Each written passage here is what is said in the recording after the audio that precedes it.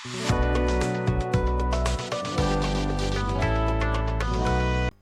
Guys, welcome back to my channel at the rate doctor study. Guys, this is Manjeet and आज के video में हम बात करने जा रहे हैं फिजियोलॉजी के नेक्स्ट टॉपिक पैनक्रियाज के फिजियोलॉजी के बारे में।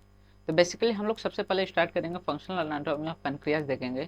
तो क्या बताया गया कि pancreas is a dual organ having the two function. तो पैनक्रियाज क्या है? एक ऐसा ऑर्गन है बॉडी में जिसके दो फंक्शन देखने को मिलते हैं, एक एंडोक्राइन फंक्शन और एक एक्सोक्राइन फंक्शन।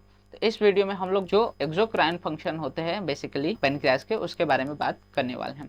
और तो अब क्या बोला गया है, जो एंडोक्राइन फंक्शन रहता है वो किसके साथ कंसर्न रहता है? With the production of the hormone. Exocrine part रहता है वो कंसर्न होता है with the secretion of the digestive juice, जिसको हम लोग क्या कहते हैं? Pancreatic juice.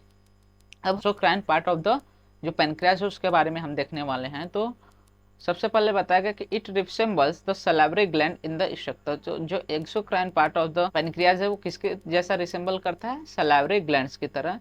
यह बेसिकली मेड अप ऑफ होता है एसिनी या फिर एल्वेलाई से, और each acini has a single layer of the acinar cell. जितने भी एसिने उनके पास क्या होता है? Single layer of acinar cell होते हैं, और उसके बीच में सेंटर में क्या होता है? ल्यूमन प्रेजेंस रहता है, जिसके थ्रू वो अपने सिक्रेशन को रिलीज करते हैं।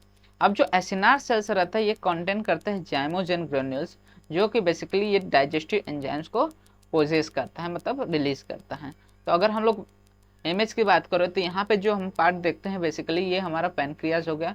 तो इसमें यहाँ पे दो डक्ट पाए जाते हैं इन द पैनक्रियाज, एक मेन डक्ट होता है, दूसरा एक्सेसरी डक्ट हो। तो यहाँ पे जो भी डाइजेस्टिव जूसेस रहते हैं या फिर पैनक्रियाटिक जूसेस रहता है वो इन डक्ट के थ्रू क्या होता है? ड्यूडेनम में रिलीज किया जाता है।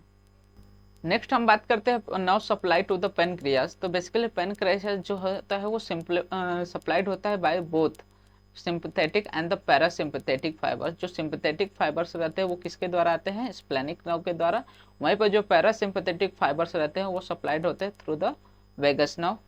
Properties of the pancreatic juice की बात करें कि जो पैनक्रियाटिक जूस है उनमें क्या क्या प्रॉपर्टीज देखने को मिलते हैं, तो अगर हम बात करें वॉल्यूम की तो about 500 to 800 ml per day of the pancreatic juice are released. While the reaction की बात करते हैं तो ये हाईली अल्कलाइन होता है, जिसका पीएच अबाउट 8 to 8.3 होता है।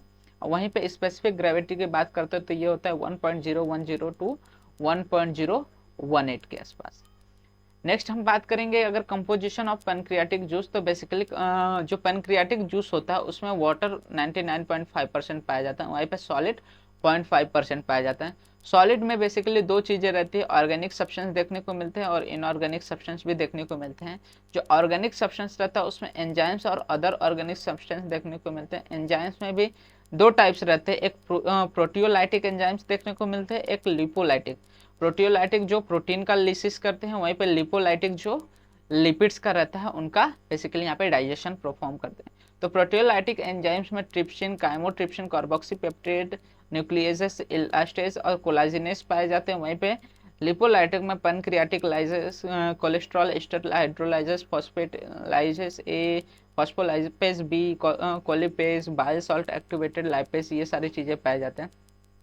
और अमाइलोलाइटिक एंजाइम पैनक्रियाटिक अमाइलेज पाया जाता है, जो कि बेसिकली यहाँ पे कार्बोहाइड्रेट का माइल्ड क्या करता है? डाइजेशन परफॉर्म करता है। वहीं पे अदर ऑर्गेनिक सब्सटेंस में अल्ब्यूमिन और ग्लोबुलिन भी पाए जाते हैं in the pancreatic juice. Inorganic substance में हम बेसिकली देखते हैं sodium, calcium, potassium, magnesium, bicarbonates, chlorides, phosphate, sulphate, इनके रिलीज देखने को मिलते हैं। आगे हम बात करते हैं function of the pancreatic juice के बारे में। तो बेसिकली जो digestive functions of the pancreatic juice सबसे ज़्यादा देखने को मिलता है। जो पैनक्रियाटिक जूस रहते हैं वो बेसिकली हेल्प करते हैं और इम्पॉर्टेंट रोल परफॉर्म करते हैं in the digestion of the proteins and lipids. जो प्रोटीन्स और लिपिड्स रहते हैं उनके डाइजेशन में हेल्प करते हैं, और इनका कुछ माइल्ड डाइजेशन एक्शन देखने को मिलता है ऑन द कार्बोहाइड्रेट टू। अब हम डाइजेशन ऑफ प्रोटीन्स की बात करें तो इसमें हम लोग ने देखा कि जो अलग अलग एंजाइम्स रहते हैं जैसे trypsin, chymotrypsin, carboxypeptidase, nucleus, elastase और कोलाजन, ये क्या करते हैं? हेल्प करते हैं प्रोटीन्स का डाइजेशन में। वहीं पे ये सारे एंजाइम्स जो रहते हैं वो क्या करते हैं? हेल्प करते हैं in the digestion of the lipids.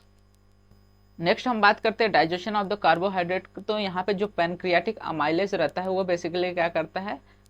Carbohydrates का डाइजेशन करता है in the duodenum. Same amylase जो होता है वो सीक्रेट होता है इनटू द सलाइवरी ग्लैंड, जिसको हम लोग क्या कहते हैं? टाइलिन। नेक्स्ट आता है कि applied physiology of the pancreas की बात करें तो सबसे ज़्यादा हमें क्या देखने को मिलता है, pancreatitis. It is the inflammation of the pancreatic acini. जो हम लोग ने देखा था एसिनी प्रेजेंट रहते हैं in the exocrine part of the pancreas, उसमें इन्फ्लेमेशन देखने को मिलता है in case of the pancreatitis. ये बेसिकली रेयर होता है, जल्दी देखने को नहीं मिलता, लेकिन बहुत ज़्यादा डेंजरस डिजीज माना जाता है। अब पेनक्रियाटाइटिस की बात करते हैं तो दो तरह के पेनक्रियाटिट पाए जाते हैं, एक एक्यूट पेनक्रियाटाइटिस और सेकेंड क्रॉनिक पेनक्रियाटाइटिस। अब जो एक्यूट पेनक्रियाटाइटिस होता है ये ज़्यादा सेवियर होता है, क्योंकि ये अकर होता है हेवी अल्कोहल इंटेक्स और गाल स्टोन्स की वजह से। जो गाल स्टोन्स है उसके वजह से, या फिर मोर सीवियर किस कारण से होता है, क्योंकि यहाँ पे जो गाल स्टोन्स रहता है वो बेसिकली क्या करता है, जो भी सिक्रेशंस रहते हैं उसको निकलने नहीं देता, जिसके वजह से इन्फ्लेमेशन कॉज हो जाता है और हमें एक्यूट पेनक्रियाटाइटिस कंडीशन देखने को मिलते हैं। फीचर ऑफ एक्यूट पेनक्रियाटाइटिस की बात करें तो इसमें सेवियर अपर एब्डोमिनल पेन देखने को मिलता है, वहीं पे nausea, vomiting condition, loss of the appetite and weight, fever, shock, ये सारे कंडीशन हमें किस में देखने को मिलते हैं, एक्यूट पेनक्रियाटाइटिस में। नेक्स्ट हम बात करते हैं क्रॉनिक पेनक्रियाटाइटिस की। तो यहाँ पे ये डेवलप होता है due to the repeated acute inflammation और the chronic damage to the pancreas. तो यहाँ पे बहुत समय से क्या होता है, अल्कोहल इंटेक की वजह से या फिर किसी तरह के इरोजन की वजह से बेसिकली हमें क्रॉनिक पेनक्रियाटाइटिस की कंडीशन देखने को मिलते हैं। इसके फीचर्स की बात करते हैं तो यहाँ पे complete destruction of the pancreas देखने को मिलता है, वहीं पे fever, nausea and vomiting conditions देखने को मिलते हैं, tender and the swollen abdomen देखने को मिलते हैं, टच करने पे, दबाने पे वहाँ पे क्या होता है, दर्द होता है, पेन देखने को मिलता है, वहीं पे वेट लॉस और severe pain in the upper abdominal region देखने को मिलते हैं, जो कि पीछे तक क्या होता है, रेडिएट होता रहा। तो ये कंडीशन हमें देखने को मिलते हैं in case of the pancreatitis. Pancreas में हम नेक्स्ट अप्लाइड फिजियोलॉजी की बात करते हैं तो ये होता है स्टेटोरिया। इसमें basically is the formation of bulky, foul smelling, frothy and the clay colored stool with large quantity of undigested fat because of impaired digestion and the absorption of the fat। तो यहाँ पे क्या होता है, इसमें बेसिकली जो हमारा stool रहता है वो क्ले कलर रहता है, बल्कि रहता है, फॉल स्मेलिंग और उसमें फ्रोथ फॉर्मेशन देखने को मिलता है, साथ ही साथ उसमें लार्ज क्वांटिटी में अनडाइजेस्टेड फैट देखने को मिलते हैं, क्योंकि यहाँ पे जो हमारा फैट का एब्जॉर्प्शन और डाइजेशन रहता है वो क्या होता है, हैम्पर्ड रहता है।